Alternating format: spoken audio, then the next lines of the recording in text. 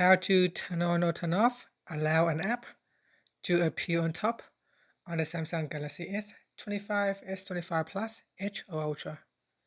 First tap on the home button to return back to the home screen. And from the home screen, swipe down at the top to open up quick settings. In here, tap on the settings icon. Next, we then scroll down and tap on apps.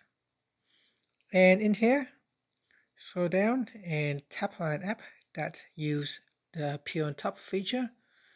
Here I will tap on Android Auto.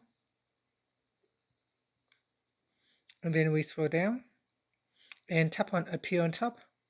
From here you can tap on the toggle button to allow permission for the app to appear on top or switch it off to disallow it. And that's it. After that you can tap on the home button to return back to the home screen. And that's it. Thank you for watching this video. If you find it helpful, please like and subscribe to my channel for more videos.